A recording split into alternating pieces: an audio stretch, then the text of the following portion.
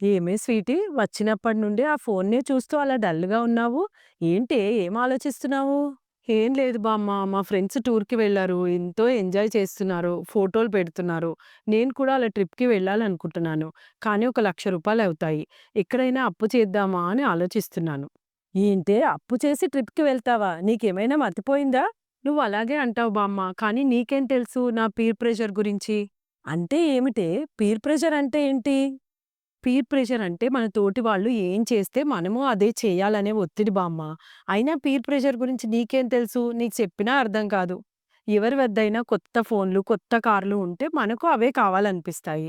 ఎవరైనా ట్రిప్‌కి వెళ్తే మనకు వెళ్ళాలనిపిస్తుంది. ఆ ప్రెషర్ వల్లనే ఇలా ఆలోచిస్తున్నాను బామ్మ. పేరు కొత్తగా ఉంది కానీ ఆ భావమేం కొత్తది కాదే. మా కాలంలో కూడా అదే జరిగేది. మా పక్కింటి వాళ్ళు స్థలం కొన్నారు అనగానే మేము కూడా డబ్బులు జమ చేసి స్థలం కొని ఇల్లు కట్టాము. అదే ప్రెషర్‌ని ఛాలెంజ్‌గా తీసుకొని, మనం ఎదగడానికి ఉపయోగించాలి. పక్కవారి సక్సెస్ చూసి బాధపడొద్దు. నువ్వు వాళ్ళు ఎంజాయ్ చేస్తున్నారని సంతోషించు. డబ్బులు సంపాదించి, జమ చేసుకొని, అప్పుడు హ్యాపీగా బాధలేమీ లేకుండా ట్రిప్‌కి వెళ్ళు. టైం పడుతుందే, ఓపిక అవసరము. ఒకరి సక్సెస్ చూసి బాధపడ్డం కంటే, అదే స్ఫూర్తిగా తీసుకొని మనము ఏదైనా సాధించాలే. అప్పట్లో మాకు సోషల్ మీడియా లేదు కదా! ఇటు పక్కింటి వాళ్ళు, ఎదురింటి వాళ్ళు మాత్రమే కనిపిచ్చేవాళ్ళు. కానీ ఇప్పుడు మీకు ఫోను చూస్తే చాలు. ఒకరు ట్రిప్‌కెళ్లారు, కారు కొన్నారు, ఇల్లు కొన్నారు, ఇలా 100 కనిపిస్తాయి. దానివల్ల మీకు ప్రెషర్ ఇంకా ఎక్కువవుతుంది.